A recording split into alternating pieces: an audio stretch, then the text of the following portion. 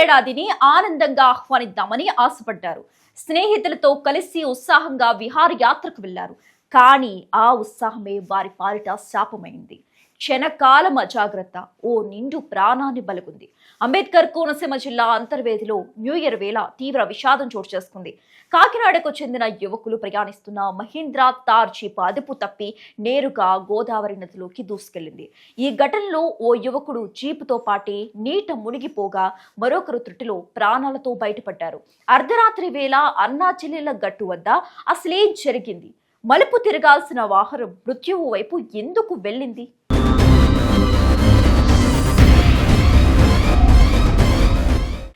కాకినాడకు చెందిన 35 ఏళ్ల నిమ్మకాయల శ్రీధర్ తన స్నేహితులతో కలిసి నూతన సంవత్సర వేడుకల కోసం అంతర్వేదికి చేరుకున్నాడు.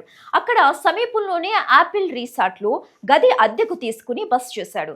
అర్ధరాత్రి 2 గంటల సమయంలో శ్రీధర్ తన స్నేహితుడు కలిసి బీచ్ కు వెళ్దామని తమ తార్ జీప్ లో బయలుదేరారు. అంతర్వేది అంటేనే గోదావరి నది సముద్రంలో కలిసే సంగమ క్షేత్రం. అక్కడ భౌగోళిక పరిస్థితులపై వారికి పెద్దగా అవగాహన లేదు. ఇదే వారి కొంప ముంచింది.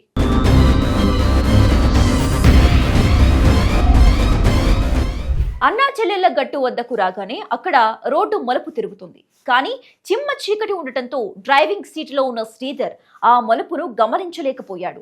రోడ్డు ఉందని భావించి జీప్ను నేరుగా పోనిచ్చాడు. అంతే, కనురెప్ప వేసేలోపే జీప్ వేగంగా గోదావరి నదిలోకి దూసుకెళ్లింది.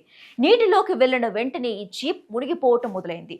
జీప్ నీటిలో మునిగిపోతున్న సమయంలో పక్క సీటులో కూర్చున్న స్నేహితుడు సమయస్ఫూర్తితో డోర్ తెరుచుకుని బయటకు దూకేశాడు. ఈదుకుంటూ ఒడ్డుకు చేరుకున్నాడు. కానీ డ్రైవింగ్ సీట్లో ఉన్న శ్రీధర్ మాత్రం సీట్ బెల్ట్ పెట్టుకోవటం వల్ల లేదా డోర్ లాక్ అవటం వల్ల బయటకు రాలేకపోయాడు.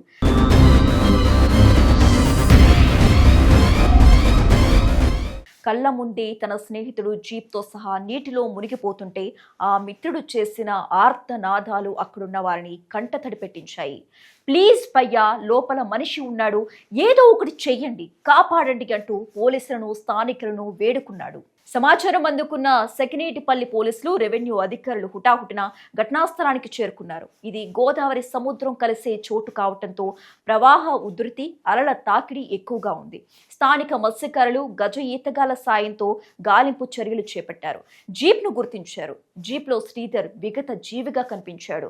కొత్త సంవత్సరం మొదటి రోజే ఆ కుటుంబంలో తీరని విషాదం నెలకొంది.